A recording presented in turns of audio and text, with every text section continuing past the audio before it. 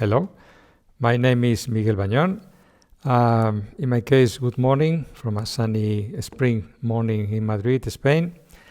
First of all, I would like to thank the Storage Networking Industry Association for providing me this opportunity to talk at the Security Summit.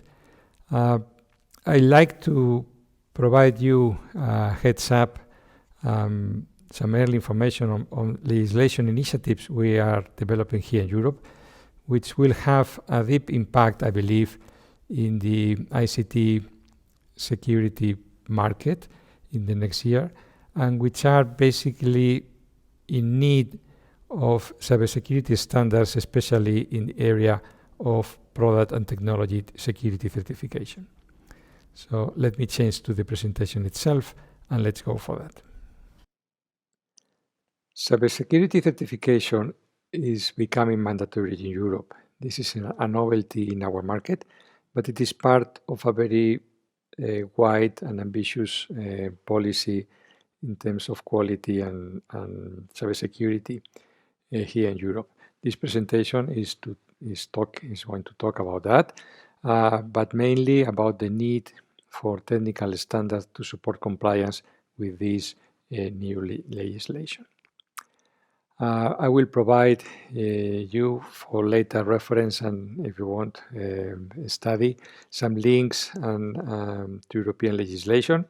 The ones who are already into force and some drafts that are now under development. I will also provide you with some additional links to cybersecurity certification material, schemes, standards, and things like that you may find useful to reference later. And I will provide an overview of the latest Cybersecurity Act that came into force in 2019 and how this is going to be developed with certification schemes. And as an example of a new legislation that is requiring cybersecurity certification upfront, putting the product in the market, I will explain a little bit about the new initiative, which is called European Cyber Resilience Act. All these things, my understanding is that they will affect the global market. And in any case, we have in desperate need of technical standards to support compliance and to help these legislations to become true and to be effective on the market. So let me skip the abstract of the presentation. A few words about myself. I've been working in the area of independent third-party assurance for longer than I would like to recognize. I've been a former head of a common criteria and FIPS 140 testing facility and lab, and which now is part of one of the biggest tech players in the world. I've also dedicated a lot of time, and I still do, to support the standards development. I'm very proud and happy to be the convener of ISO IEC JTC1 Subcommittee 27 Working Group 3, where we develop and publish 15408, which is the common criteria, and 19790, which is the basis for the latest FIPS 140/3 CMBP NIST publication. And I'm also very happy and proud to be the convener of Sense-Elect JTC 13 Working Group 3, which has a very similar scope, testing and evaluation standards. But in this case, we do develop standards which are focused on specific European needs. And now we are running projects to support the new EU Cloud Service certification scheme and the 5G. And finally, last but not least, I'm a member of the management board of the Common Criteria Users Forum. And then, as I said, here you can find some links to European legislation. The first one is quite important, is the Cybersecurity Act, and a certification framework I will explain with detail a little later. Then the first draft of the proposed certification scheme for common criteria in Europe, it's called EUCC. And I will provide you a link to the NIS2 directive, a new proposal to replace the former NIS directive, has to do with the network protection on critical infrastructures, and we will see how this one has been designed to use the Cybersecurity Act and cybersecurity certificates to show compliance.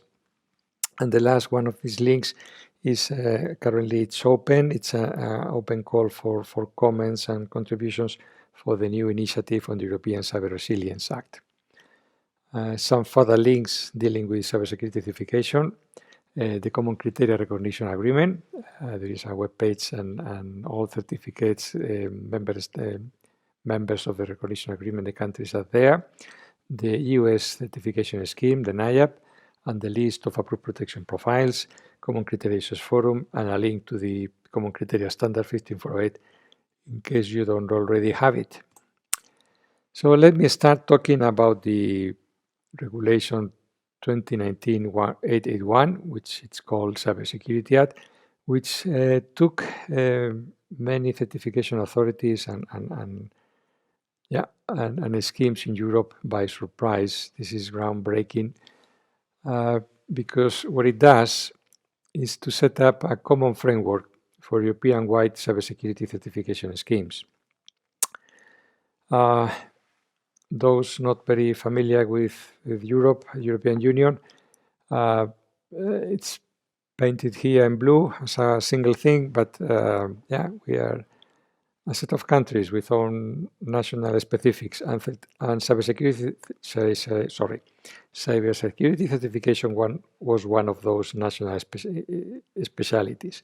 So we didn't have a common framework for that. You got a certificate in Spain, and that didn't necessarily mean it was recognized in all of the countries of the rest of the European Union. So this framework puts an end to that situation. It sets the basic framework for cybersecurity certificates to be issued, which will be legally recognized in the full European Union. And to us, this was groundbreaking. Cybersecurity certification until now was more or less limited to the realm, to the scope of national security agencies and government, not so much industry and open market. And this Cybersecurity Act moves the certification framework to the open scenario, more industrial than anything, but still in connection and coordination with the national cybersecurity agencies. So this Cybersecurity Act, even as groundbreaking as it was, doesn't provide any specifics. It doesn't tell you what are the requirements for the product, doesn't tell you how to certify anything, because all those details need to be specified in what they call cybersecurity certification schemes. So schemes are to be developed for different needs and to solve different questions. The Cybersecurity Act provides the common framework and also provides the mechanisms for these schemes to be defined. They have to be requested by the member states. They feel a need to protect, for example, critical infrastructures or to protect the toys or wearables or whatever. And once the need is identified, there will be a mandate for the scheme to be developed, and the mandate is submitted to ENISA, the European Cybersecurity Agency. ENISA develops a proposal and later is passed back to the European Commission that finish the implementing and publishes an implementing act. So today we have 3 schemes under development: the EUCC for common criteria, the continuation of what we already had, another one for cloud services, another one for the 5G infrastructure. Because the Cybersecurity Act has a very wide scope, it applies not only to products, but also to services and processes. And the important thing for those of us who are involved in the standards development is that all these certification schemes are required to be based on standards. Preferably, there is a set of priorities.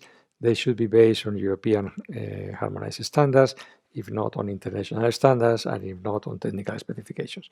But they need technical standards. I mean, they need the standards in any case to specify the requirements, to identify the testing methods, and to define as much as possible of the certification scheme and the process, which is good because then standards development is open to all stakeholders, and there all interested parties and affected stakeholders can influence and can support the development of these standards.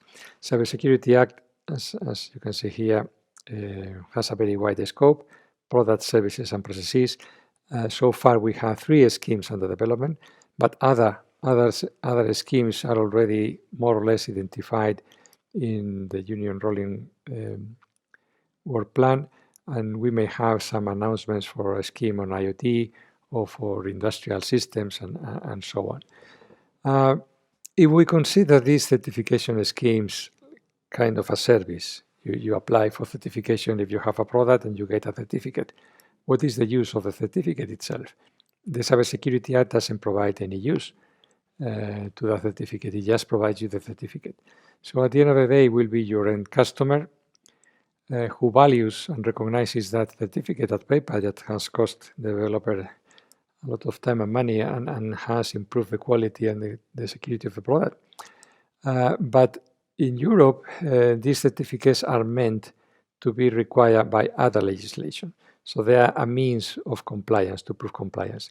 So we have new regulations under development, and they have already embedded this concept of design that technical requirements dealing with cybersecurity will have to be demonstrated through the use of certificates coming from one of these Cybersecurity Act certification schemes. Let me show you a real example, which is the recent proposal for the second directive on the NIS, on the protection of critical infrastructures. So this was published, if I remember well, on December last year. It's still a proposal, it hasn't been yet approved, but the scope of this is to protect critical infrastructures. But let's just focus on the cybersecurity requirements for products and services, and how these are going to be defined, and how can these be shown by the product developers that they comply with these requirements. So first of all, this new directive requests every country to have a given authority, and the member state, they have to adopt a national cybersecurity strategy. And this strategy has to cover as a minimum some content, and has to define some given policies. And this policy, that part of the cybersecurity strategy, will have to address cybersecurity in the supply chain for ICT products and services used by essential and important entities.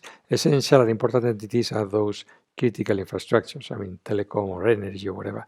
So telecom and energy, telecom operators which are deemed to be essential, they have to comply with this policy that will apply to the full supply chain of products. And the policy will also have to cover very technical details, and they can define security measures, and those security measures at the end of the day fall down to specific technical requirements on products that build their networks and products that build their information systems. And the measures here, they have to include at least things dealing with the supply chain, not only organizational and the risk analysis of the provider, but also very specific technical requirements on the network, on the information system acquisition, including vulnerability handling and disclosure, and the full life cycle of the product, as well as the use of cryptography and encryption. And the interesting thing is that at the end of this proposal, they are closing the loop, because in order to demonstrate compliance with technical requirements of this Article 18, the cybersecurity strategy, member states may require essential and important entities to certify certain products, services, and processes, which is products, services, and processes are the scope of the Cybersecurity Act. And this certification can only be done through these European cybersecurity certification schemes that have to be developed under the Cybersecurity Act. So so this is for the national initiatives, but also the Commission keeps for themselves also the capability to impose certification mandatory requirements for a given type of products, for a given type of essential entities. So here what we have is that we are closing the loop. The NIS regulation allows countries to put requirements and also allows the Commission to put requirements for products, services, and processes, and compliance with those requirements can only be done through certification through these certification schemes that are under development or that will be developed later. So here we can see for the first time in one of these European legislations that they are closing the loop and that the certification schemes that are under development now suddenly their certificates have value, in this case to comply with requirements for critical infrastructures. But this is not just everything that we have. We have a new kid in town, which is called the European Cyber Resilience Act. The previous directive proposal only applied to critical infrastructures. And I said only, but that's quite a bit. I mean, I'm pretty sure you have customers that are managing these critical infrastructures, and they will be subject to very strong cybersecurity requirements, and they will be requested to certify products. But this is only critical infrastructure. This European Cyber Resilience Act, which was very recently announced by the European Commission, has a much wider scope. I put on the upper left-hand side a link to a presentation from the European Commission, where I took the material for this picture from there. The scope of the Cyber Resilience Act is going to be digital products placed in the market and ancillary services, very widely. So it applies to all digital products and ancillary services, including hardware, not embedded software, I mean, everything with a computer and firmware and software, everything which is intended to be sold in Europe.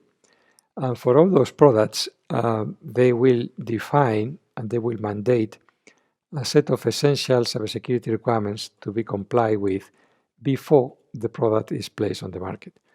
And not just before the product is put here in the market, but also through the entire product life cycle. So it's going to be tough to sell a product in Europe. Vendors not only have to prove that they comply with these essential requirements, but they also will have to organize and put into place some activities to support the product life cycle. And this is expected, we hope to see the first draft in September this year. And somehow this is leveraging another initiative we had last year dealing with what we call the Radio Equipment Directive. We have these essential requirements already defined for equipment with radio in Europe, but this new proposal applies to everything with or without radio, connected or not connected, and it's going to have a very big impact in the European market. So normally we would like as vendor to sell in a big market as big as possible, and we vendors try to minimize the certification activities, and ideally we would like to have one standard, comply with the standard, and be happy and sell everywhere else. Europe has been in the past 1 or 2 steps ahead of other markets in terms of cybersecurity sensitivity and requirements. For example, when it comes to privacy, we have this GDPR, which has been somehow leading some other legislations in some other markets. And I think in this cybersecurity certification, we are in the same scenario. Europe may be 1 or 2 steps ahead of the rest of the market. But my take is it will apply, it will impact the rest of the markets, and hopefully we will have a not too complex scenario in the years to come. So in the past, mutual recognition of certificates has been possible. This is nothing new, but and for example, in the common criteria area, we have the mutual recognition already working for many years. It's almost 30 countries. I don't know what's the latest number of members of this recognition agreement, and it has been working. And ideally, this should also work in the future. And by the way, the European members of the Common Criteria Recognition Agreement will have to close their national schemes 2 years after the EUCC comes into force. And from then on, it will be the EUCC as a whole who has to manage and solve the mutual recognition with the rest of the Common Criteria certificate authorizing countries. And talks about this recognition are already underway. But the basic takeaway is that mutual recognition is possible and has been possible in the past if we base that recognition in high quality standards and in a common understanding of the essential security requirements, which is quite an achievement if we get that. In the US, and you may be aware of this, the US National Information Assurance Partnership, the NIAP, those are the ones who manage compliance of the US Federal Administration acquisition policies based on common criteria certificates and FIPS 140/3. And they have a narrower scope than the European Cybersecurity Act, because the NIAP is there to serve and to measure, to check compliance with the US Federal Administration market and acquisition policies dealing with cybersecurity. Whereas the Cybersecurity Act in Europe has a much wider scope, and as we saw, the Cyber Resilience Act applies to all products put on the European market, not just the product for the administrations or for the government like the NIAP does. But in any case, this is what we have now in the EU side.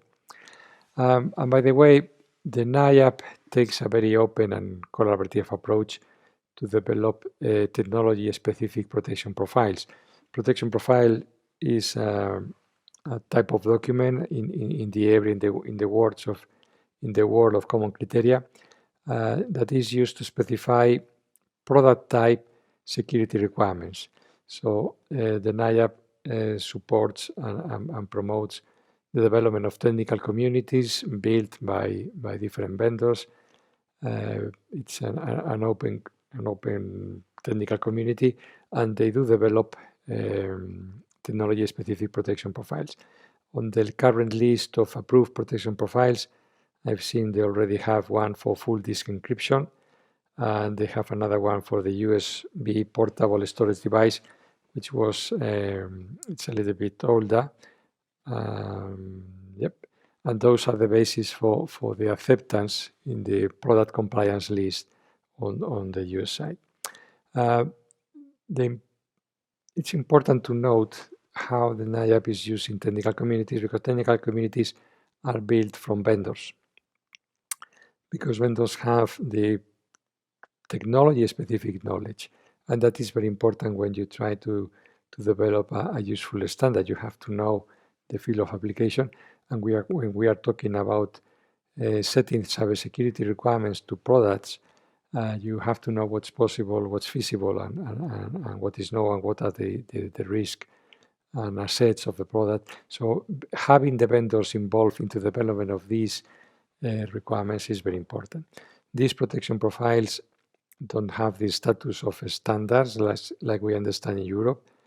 They would have to be developed by a standard development organization, SENS, NELEC, ETSI, or ISO, but they can be elevated to standards status. So the thing is that it takes a considerable amount of time, effort, and especially knowledge to develop useful standards. And we have two success cases here in Europe of industries developing this body of know-how, useful know-how, that is later used by the certification schemes. One of these success cases has to do with the smart cards and payment industries and integrated circuits, because they have been working together for many years here in Europe, and they have developed the evaluation methodologies, technical criteria, minimum requirements for labs in terms of equipment, and many other things. And all these developments straight away from the industry, they build the methodological and the standards that are going to be used for the high assurance evaluation methods in the EUCC. So the draft candidate scheme EUCC already incorporates these developments from the industry as the methodological grounds for high assurance. So if the EUCC hadn't had these developments by the industry, it wouldn't have covered high assurance evaluation. It's simply because developing such a thing would take probably too much time and efforts that cannot be probably supported by ENISA or even the European Commission. The other success case that we may also consider is the telecom industry. There is another scheme under development, the EU 5G, and well, 5G architectures are a very moving target because they have releases and improvements every often. So the EU 5G is considering to adopt and to do kind of assist translation of standards and technical developments performed by the telecom industry. Again, this is a time-saving strategy because, well, the telecom industry they have the product developers, the operators, they have much more resources than the list of the possible working group established by ENISA to develop the EU 5G. So we can see that when the industry does some preliminary investment on quality and the development of technical specifications and standards, that early investment sometimes is reused and can be used to speed up the setting up of certification schemes, and it can be used to shape the future market, because these, at the end of the day, certificates from these schemes are going to be used to show compliance with entry requirements to the market. So as markets mature in terms of cybersecurity, my take is that third-party assurance certification will become an entry bar not just in the EU. And the desire from every developer and vendor is to certify once and sell all over the world, which is pretty much depending on the common understanding of requirements as well as on the use of common standards. You have to pardon me for the storage device I put on the slide, that floppy disk on the upper left-hand side, but that was the first storage device I had on my first computer, and I kind of like it familiar, picture with me with a familiar storage device. It's amazing how far you have developed your industry and your devices. This was 360 kilobytes, just a circular magnetic tape, no electronics, no nothing. And I guess even this presentation couldn't fit in the floppy disk. But in any case, that was, I'm familiar with that. It's an old thing, but as myself. Okay. So pardon me for the device, but I find it familiar in my familiar box. So concluding now the presentation. This is nothing new. This is not something specific to cybersecurity, but the standards are used to support legislation compliance. What is new in Europe is that the legislation is to require to show compliance with cybersecurity requirements upfront. It's also new in Europe that cybersecurity requirements will be requested to be certified for those critical infrastructures. And so certification of cybersecurity is becoming mandatory in the European market. And it's also, I think we could agree that early investments and commitment from standardization stakeholders, including product manufacturers, in the development of such standards facilitate and speed up the progressing of the application of this legislation, and also help us to increase the quality of the products and the market acceptance. Okay. So the conclusion of this presentation is just a call for participation. We need the storage industry to develop storage-specific standards that capture the requirements, the legal requirements, and that provide solutions to show compliance to those legal requirements in the widest sense as possible, to cover as many markets as possible. So there is a lot of work ahead, and let's do it. Okay. So that's all from my side. Thank you very much. Well, I hope this presentation and the information it provides is useful to you to a level to trigger some action on your side.